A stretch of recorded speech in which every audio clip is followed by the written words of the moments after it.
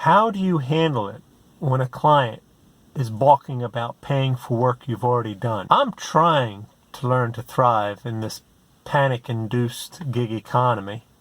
Would you like to learn too? I had a strange situation this week with a client, and maybe it's the coronavirus that's thrown everybody off. Things are out of normal. As you can see, I've grown a stay-at-home beard. It's getting there. But I do wear my mask when I go out, which is very rarely, only to the post office. But let me tell you about what happened with this one client this week, and let me see how you would have handled it. You probably might have handled it a little bit differently. And if you like this video, please hit the like button and share it. YouTube's really been pushing the idea that we should be liking and sharing videos as much as possible. I'm going to use an analogy for what happened. Say I'm a mechanic. A guy comes into my garage and says, I want an oil change and I want a set of new tires. I gave him two prices. I gave him a price for oil change. I gave him a price for the tires. He said, okay, let's do the oil change first. I did the oil change. Charged him for it. He paid it. Then he says, okay, these are the tires I want you to go ahead and put on my car. So I put tires on the car. He says, I never authorized paying for that. And I'm like, oh, yeah, you did. You said, go ahead and do it. He said, oh, no, the tires are part of the oil change charge, aren't they? I said, no, clearly on the work estimate I gave you, there's two separate charges. He said, no, but the tires themselves are part of the oil change, right? At least the cost of the tires.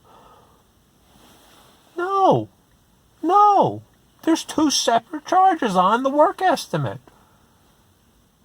He said, well, that's not the way I understood the work estimate.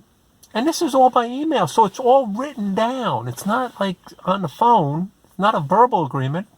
So I'm very confused on what to do. So he says, well, let's have a conference call where we can talk this out. And then to complete the analogy, he says, just continue to work while this is in dispute, as a matter of good faith. It'd be like if I were a mechanic and the guy said, well, I'm not paying you for the tires, but you know what? While we're arguing over that, can you give the car a wash and vacuum the inside of the car at least? No. It's very strange because I can't tell if he's trying to put something over on me or he's just really confused because he's panicked, because everybody's panicked in this coronavirus pandemic. His business, he says he's getting a lot of calls from his clients. He's worried and things like that. But it's like, I can't continue to work for you if you're not going to pay me for the work I've already done.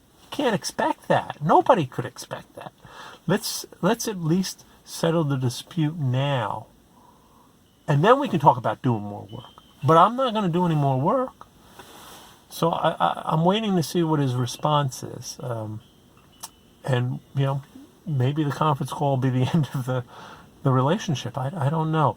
Have you had any issues with your clients now that the pandemic is starting to sort of eat at people's souls?